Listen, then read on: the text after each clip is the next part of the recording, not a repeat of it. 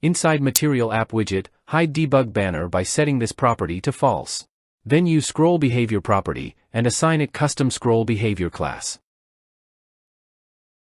Inside Lib folder, create a file named custom-scroll-behavior.dart. Inside it, create a class named Custom Scroll Behavior, extend it from Material Scroll Behavior. Inside this class, override a set of type pointer device kind. Use get method, named drag devices, and pass a set to it.